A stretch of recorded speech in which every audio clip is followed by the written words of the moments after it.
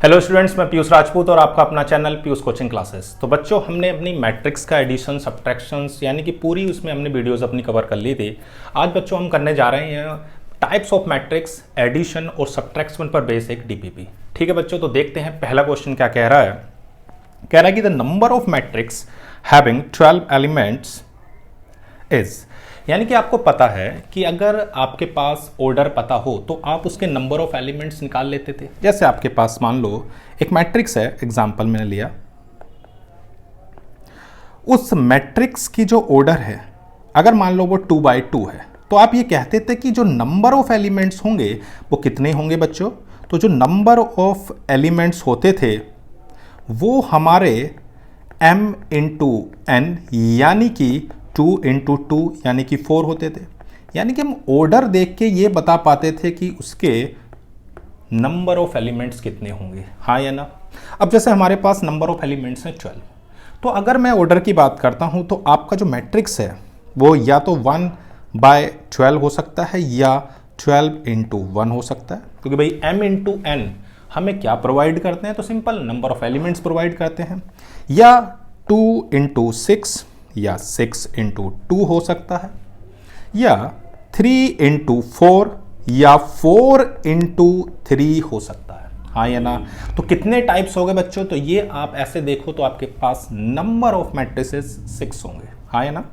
तो हमारा जो आंसर है वो कितना हो गया बच्चों, 6। क्लियर है। यानी कि बस आपको ये देखना है कि कैसे आप उसकी ऑर्डर लिख रहे हैं। उस ऑर्डर यानी कि m/n उनके प्रोडक्ट यानी m इंटू एन हमको नंबर ऑफ एलिमेंट्स प्रोवाइड करते थे। यानी कि हमारे पास 12 एलिमेंट्स है, तो हमने देखा किस तरह से हम उसको ऑर्डर बना सकते हैं। तो हमने उस टाइप्स ऑफ मैट्रिक्सेस बनाए, यानी 1/12 हो सकते हैं, 12 इंटू 1 हो सकते हैं, 2 इंटू 6 हो सकते हैं, 6 इंटू 2 हो सकते हैं, 3 इंटू 4 हो सकते हैं या 4 इंटू 3 हो सकते हैं। क्लियर है इतनी बात। चलो बच्चों देखते हैं सेकेंड क्वेश्चन। देखो बच्चों सेकेंड क्वेश्चन क्या कह रहा है। कह रहा है ए 3/2 matrix whose elements are given by aij is equal to 2i minus j, यानी 3/2 का मैट्रिक्स है। यानी कि 3/2 का मतलब क्या होता है बच्चों, यानी कि जो आपकी 3 है वो आपकी रो को दिखा रही है और जो 2 है बच्चों वो आपका कॉलम को दिखा रहा है। यानी कि जो मैट्रिक्स होगा वो मैट्रिक्स कुछ ऐसा होगा, यानी कि A11, A12, A21, A22, A23 और A31, A31 और A32, यानी कि ये आपका एक 3/2 का मैट्रिक्स है। यानी कि अगर मैं पहला एलिमेंट निकालता हूं बच्चों तो A11, यानी कि जहां पर i है ये आपको aij जो रिलेशन दिया हुआ है बच्चों उसमें है 2i माइनस j। तो जो i है वो आपका रो को इंडिकेट कर रहा है और जो j है बच्चों वो आपका कॉलम को इंडिकेट कर रहा है। तो मैं i की जगह 1 रखता हूँ, j की जगह भी 1 रखता हूँ, तो क्या आ गया 1। ऐसे ही बच्चों मैं A12 निकाल सकता हूँ, तो i की जगह मैंने 1 रखा, j की जगह मैंने 2 रखा, तो क्या आ गया 0। ठीक है। A21 मैंने i की जगह 2 रखा, j की जगह 1 रखा, तो कितना आ गया बच्चों 3। A22 मैंने i की जगह 2 रखा, j की जगह भी 2 रखा, तो ये आ गया 2। A31 i की जगह 3 रखा, तो आ जाएगा आपके पास 2 इंटू 3 माइनस 1 यानी कि 5। A32 यानी कि 2 इंटू 3 यानी कि 6 यानी कि 4।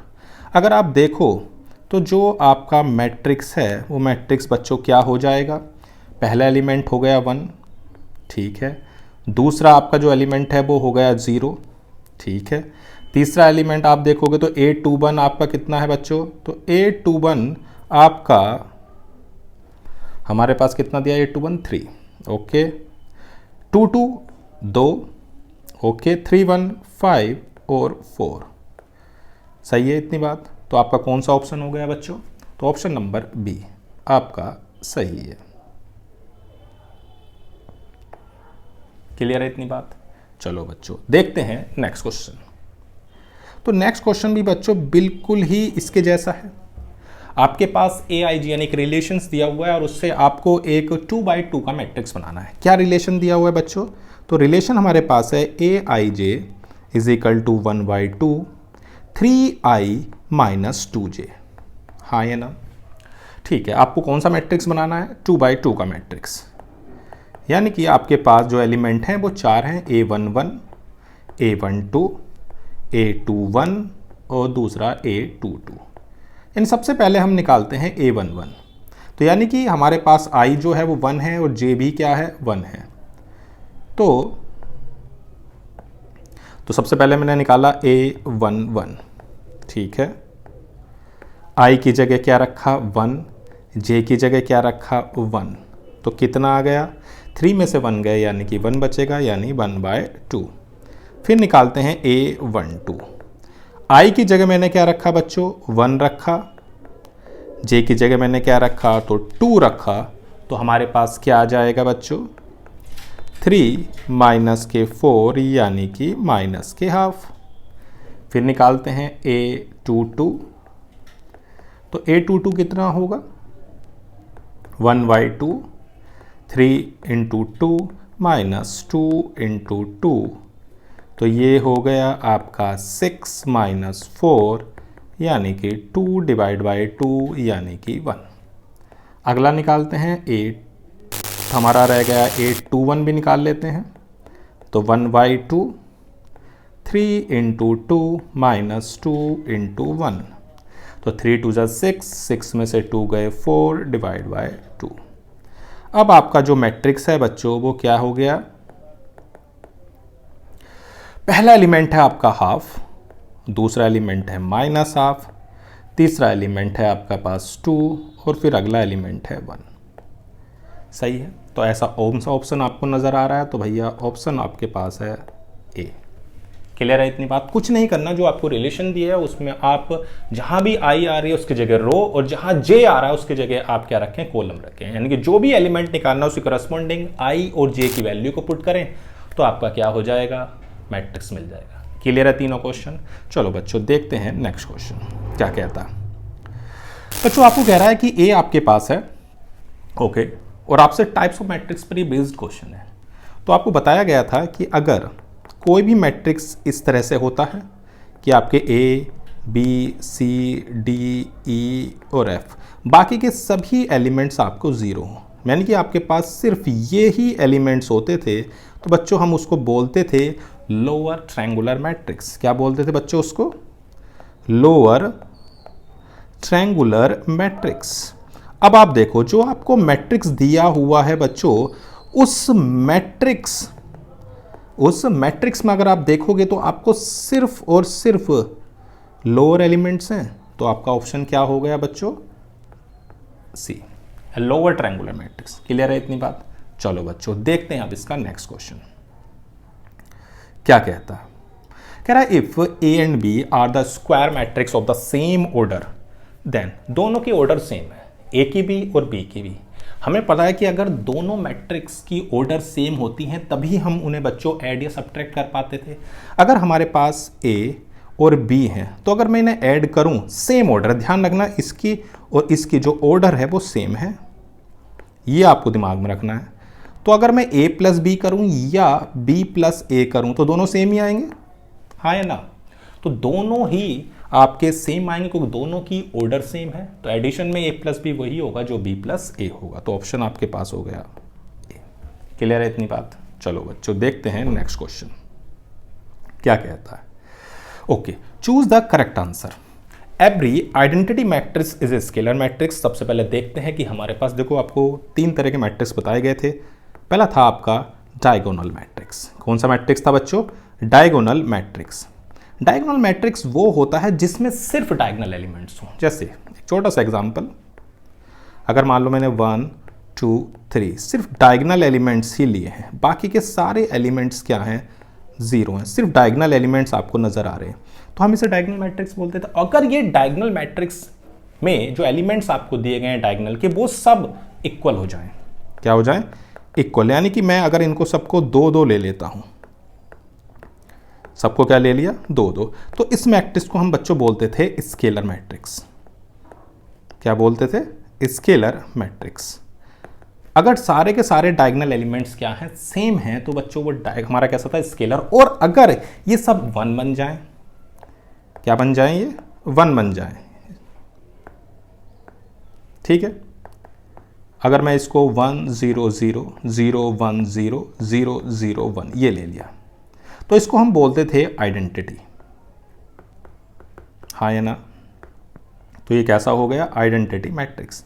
तो मैं कह सकता हूं कि एक आइडेंटिटी मैट्रिक्स एक स्केलर मैट्रिक्स होगा, हाँ या ना। भाई सारे के सारे जो एलिमेंट्स हैं वो सेम है, ये नहीं कह सकते कि स्केलर मैट्रिक्स डायगोनल है, क्योंकि डायगोनल में के सारे एलिमेंट्स अगर सेम होंगे तभी वो आपका स्केलर होगा। तो हम ये कह सकते हैं कि every identity matrix is a scalar matrix. क्या every scalar matrix identity matrix? नहीं, जो आइडेंटिटी मैट्रिक्स है बच्चों वो आपका एक स्केलर मैट्रिक्स होगा, क्योंकि उसके सारी एलिमेंट सेम है।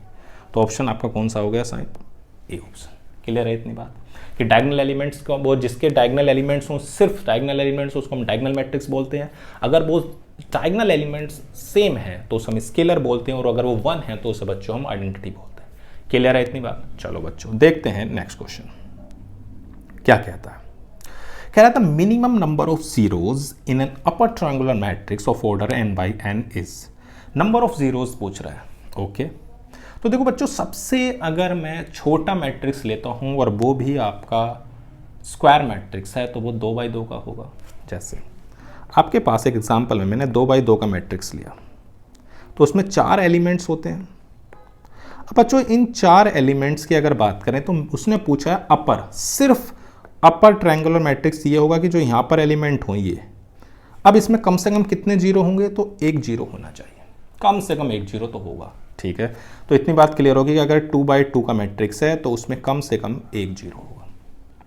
अगर मैं 3 by 3 का मैट्रिक्स लेता हूँ, तो देखो बच्चों 3 by 3 के मैट्रिक्स में 1 2 3 4 5 6 7 8 9, तो आपके ये एक अपर ट्रायंगुलर मैट्रिक्स है। तो इसमें 1 2 3 कम से कम जीरोस कितने हो गए, 3, ठीक है भाई। तो 3 by 3 का मैट्रिक्स है तो उसमें 3 है, यानी कि 1 + 2 यानी कि हो गया 3। अब अगर मैं 4 by 4 का लेता हूँ, ठीक है भाई, 1 2 3 4 5 6 7 8 9 10 11 12 13 14 15 16। अब अगर मैं इसमें अगर आपका एक डायगोनल अपर ट्रायंगुलर मैट्रिक्स बनाऊँ, ये होगा, तो आपके कितने 1 2 3 4 5 6, कम से कम 4 by 4 के मैट्रिक्स के लिए 1 + 2 + 3 यानी कि 6 नंबर ऑफ जीरोज होंगे। भाई यहाँ तो जीरो होंगे ही, तभी बच्चों आपका क्या बन सकता है, एक अपर ट्रायंगुलर मैट्रिक्स बन सकता है। तो आपको एक सीक्वेंस नजर आ रहा होगा। अब ऐसे ही बच्चों अगर मैं n by n के लिए लिखता हूँ, तो बच्चों मैं कह सकता हूँ कि n by n के लिए 1 + 2 + 3 एंड सो ऑन n - 1 होगा। और आपको AP का फॉर्मूला पता ही है, n by 2 2a + n - 1 × d होता है, लगा दो इसमें। तो n by 2 फर्स्ट टर्म आपका कितना है 2, और आपके पास फर्स्ट टर्म आपका हो गया 1 × 2 हो गया 2, कॉमन डिफरेंस भी है। और नंबर ऑफ टर्म्स बच्चों आपके कितने हैं, n - 1। तो अगर मैं यहाँ पर n - 1 रख दूँ, तो देखो बच्चों कितने हो गए, नंबर ऑफ टर्म्स हो गए n - 1 divide by 2 2 × 1 plus n - 1। तो ये तो कैंसिल हो जाएगा 2 इससे, तो आपका जो आंसर आएगा वो बच्चों कितना हो जाएगा, वो हो जाएगा n - 1 डिवाइड बाई 2। क्लियर है इतनी बात। तो इतने नंबर ऑफ जीरोज आपको बच्चों चाहिए। करा क्या हमने देखा कि अगर हमें 2 by 2 का मैट्रिक्स चाहिए तो हमें कम से कम 1 जीरो चाहिए, अगर 3 by 3 का है तो 3 चाहिए, 4 by 4 का है तो 6 चाहिए। इसी तरह से अगर n by n का होगा तो बच्चों हमें n × n - 1 divide by 2 number of elements या नंबर ऑफ जीरोस की ज़रूरत होगी। तो ऑप्शन आपके पास है फर्स्ट।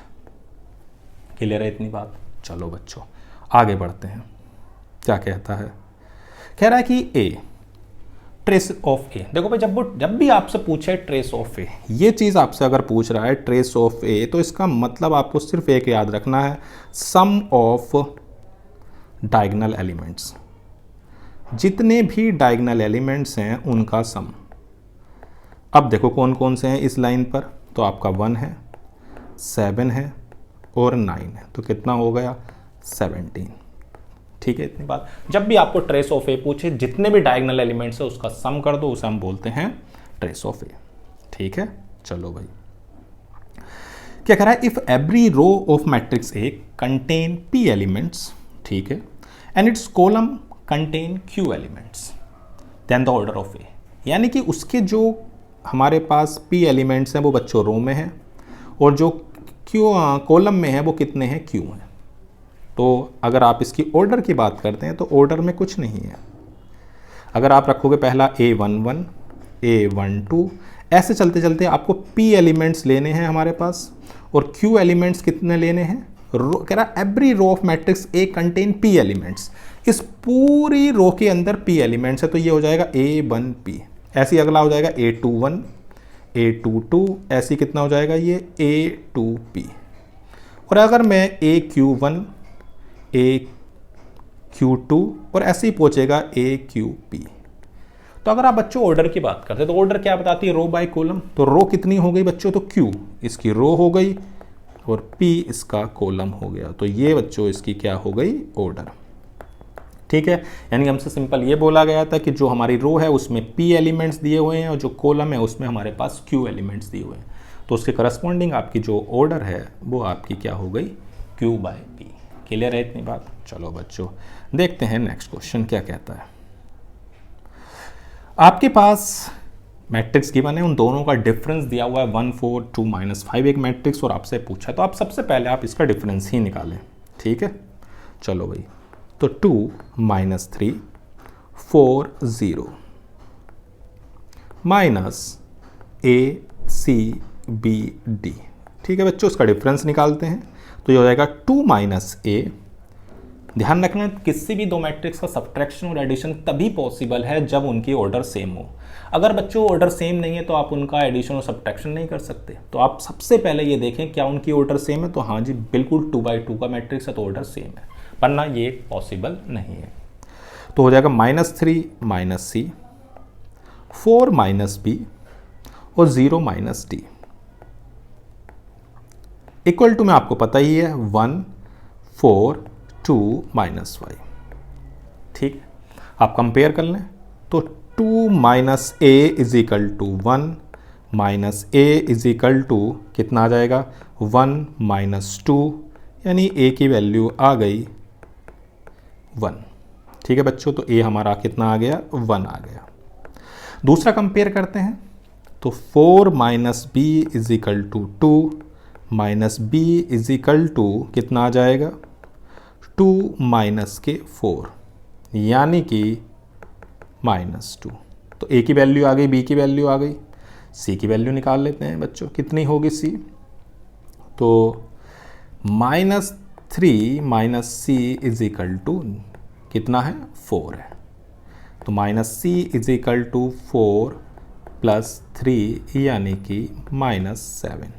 चलो भाई D की वैल्यू देख लेते हैं, तो -D इज इक्वल टू -5।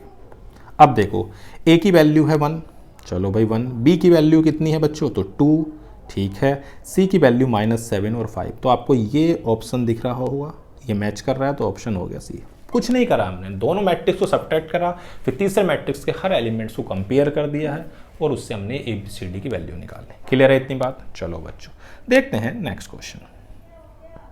इसमें आपको 2A + 3B एक मैट्रिक्स है, A + 2B है आपके पास, ठीक है, और आपसे B पूछा है, तो आप क्या करें। देखो बच्चों, आपके पास 2A is equal to 3B, ये आपके पास है 2 - 1 4 3 2 5। दूसरा आपके पास है A + 2B, ये दिया हुआ है 5 0 3 1 6 2। तो देखो आपको B निकालना, तो आप सबसे पहले क्या करें, A को कैंसिल करना पड़ेगा। तो उसके लिए पहले इस वाले में आप मल्टीप्लाई कर दें, कितने से, 2 से। ठीक है भाई, इसमें मल्टीप्लाई कर देते हैं, जो हमने इक्वेशन बनाई है 2 से मल्टीप्लाई, तो ये आ जाएगा 2A + 4B is equal to कितना हो जाएगा 10 0 6 2 12 एंड 4। हाँ या ना। अब आप इन दोनों को माइनस कर दें। अगर आप माइनस करोगे तो किच्चो कितना आ जाएगा, तो 2a प्लस 4b, ये आपके पास है 10 0 6 2 12 4। मैं माइनस कर रहा हूँ किससे, 2a प्लस 3b से। जब हम इससे माइनस करेंगे बच्चों तो हमारे पास ये है 2 -1 4 3 2 5, माइनस कर दिया। तो हमने माइनस किया तो ये तो कैंसिल हो गए, 4b में से 3b गए तो कितना बचेगा बच्चों, b बचेगा। अब देखो माइनस 10 में से 2 जाते हैं तो बचेगा 8, 0 में से -1 जाते हैं तो बचेगा 1, 6 में से 4 जाते हैं बचेगा 2, 2 में से 3 जाते हैं बचेगा -1, 12 में से 2 जाते हैं बचेगा 10 और 4 में से 5 गए -1। अब देखो आप 8 1 2, ठीक है, -1 8 1 2, -1 10 -1, कोई दिक्कत तो नहीं, ऑप्शन आपका मैच हो गया है। तो कुल मिला के हमें क्या करना था, दोनों को सब्ट्रैक्ट करना था, लेकिन सबसे पहले हमें a को इक्वल करना था किस वाले कोफिशिएंट के, इसके। तो हमने सबसे पहले इसमें 2 से मल्टीप्लाई करी, फिर दोनों को सब्ट्रैक्ट कर दिया। क्लियर है इतनी बात? चलो बच्चों देखते हैं नेक्स्ट क्वेश्चन क्या कहता है। ओके, हमें a भी दिया हुआ है, एक b मैट्रिक्स एक c है, और हमसे पूछा है 5a - 3b - 2c। बहुत आसान है, 5a - 3b - 2c। आप सबसे पहले क्या करें, आप जो a मैट्रिक्स है उसमें 5 से मल्टीप्लाई करें, यानी हर एलिमेंट में आप 5 से मल्टीप्लाई कर दें सबसे पहले। तो आएगा 5, फिर -10 15 एंड 0। फिर उसके बाद आप b में 3 से मल्टीप्लाई कर दें, ठीक है भाई, कर दी।